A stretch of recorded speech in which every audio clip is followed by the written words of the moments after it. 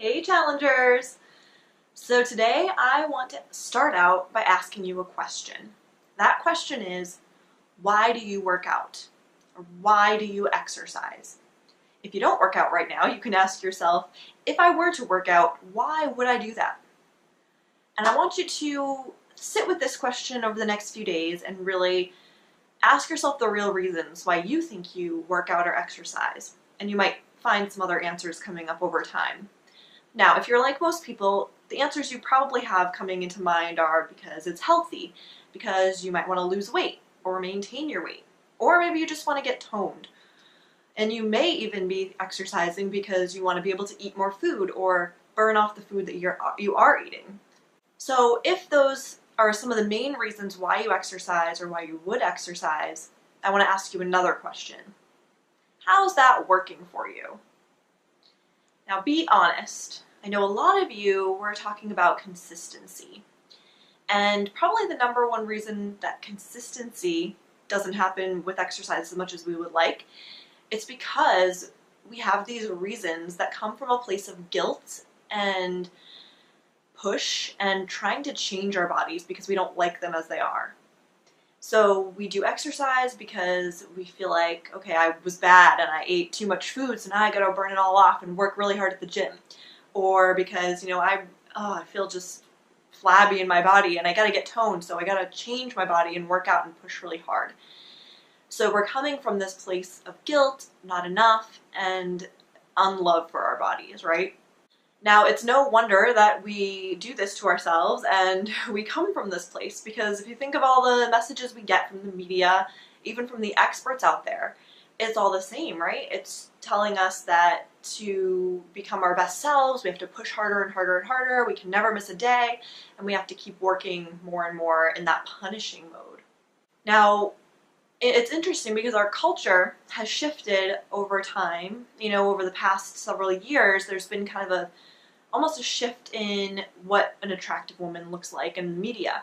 It used to be super waif-like, thin, weak, about to fall over type models, stick thin, and now it's moving to more this super fitness model, right? Where you can see all the shredded abs and muscles and toned, and they're usually working out, and that's now become the new ideal for women. They even have, something called Fitspiration instead of Inspiration, where you can go and look at these super cut models and, that's supposed to give you motivation to work out. But I don't suggest going to those to get you to go to the gym more consistently because, if that worked, it would have worked by now. And still, the number one thing people struggle with exercise is consistency. In fact, right now in, the end of January, we're getting to the point where most of the gyms are starting to fizzle out their participants because everyone was gung-ho at the beginning of January, and then all over the country, what happens, that people start to leave the gyms, memberships drop around this time because we're just not motivated anymore.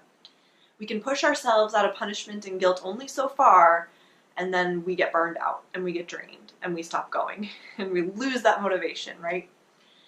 And I believe that's because the motivation was not something sustainable in the first place. That reason was not enough to keep you going in the first place. Now, I am no stranger to this type of exercise, for sure.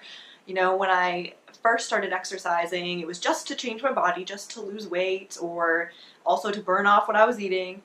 And it was just boring, treadmill, elliptical type work, and I only did it because I wanted to change my body. I didn't really enjoy it at all.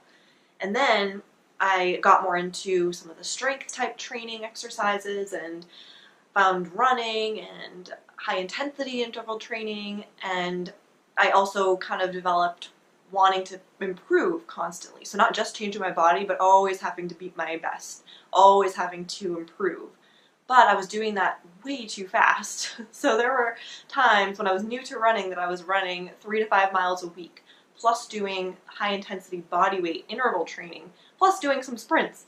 It was crazy, and even on days where I didn't feel good, I would push myself to do that anyway, because it was like the world would end or something if I missed a day. So I am no stranger to that feeling, but I pushed way, way too hard. I was always exhausted, and eventually I did pull something in my hip where it stopped me from running, and to this day I don't run. So it really helped slow me down in a necessary way, and I had to build up from that, I was terrified that I was going to gain weight, which I did a little bit, but I probably had to at that point. You know, I finally found peace with my exercise and movement routine now, where I still do some of the high intensity interval training because it makes me feel good. You know, it gives me energy, it makes me feel strong, but I'm not pushing myself so hard so I'm exhausted all the time and never not feeling sore. So now instead of doing that every day, I do that every other day, and if I feel like, oh no, today my body is telling me take it easy, then I just won't, and I'll do something like yoga or stretching, which I include much, much more of now, just because it feels so good. So anyway, what this all means for you and for February's challenge is that I want to challenge you to move your bodies in ways that feel good to you. February's challenge is all about joyful movement. I love that term, joyful movement, and I first heard it from Erin in this group, actually. So thank you for introducing me to that concept. But it's all about moving for reasons because it simply feels good. You know, our bodies are made to move and to, you know, just get that range of motion that our current lives tend to not give us at all. So our bodies do enjoy movement, but you want to do it in a way that feels good for you. And that's going to mean different things for different people depending on what your lifestyle is like, what your current movement level is like. But the goal is to try and get it to a place where you're feeling good as you're exercising. So you're picking something you enjoy. Now, if you're having trouble doing this, ask yourself honestly, if all exercises and movements in the entire world, if all of them burn the exact same amount of calories, if all of them gave me the exact same amount of muscle tone, and were exactly the same amount of healthy for me, what would I pick? So I want you to kind of take off those blinders of it's healthy or it burns more calories or gives me more tone, and just think of if all of that was equal, what would I do? What would I want to do? And if you still can't think of something, it might be because you're stuck in kind of the typical thinking about exercise, like it's just at the gym or just running or just weightlifting or aerobics class, but it could be any type of movement. You don't have to box yourself in. It could be things like gardening, dancing, sports, you know, playing with your kids or your pets or just going for a walk or stretching. You know, it's endless possibilities of what that movement could be for you. So think outside the box. I'd like to see some ideas that you all come up with in the comments below of what you would actually do if you could pick anything and everything burn the same calories. And be honest with yourself, because that kind of back of your mind is going to keep coming up, but no, that's not really going to do anything. But try and challenge yourself to just, for a minute, you know, take that away and ask yourself honestly, what would you enjoy doing? Now, for those of you who mentioned that you struggle with consistency with your exercise, this is going to really help you. When you have something that you enjoy for its own sake, not just to cross it off the list or because you're punishing yourself or trying to change yourself, but just because you really enjoy it, that's going to help so much with staying consistent because you're going to look forward to doing it.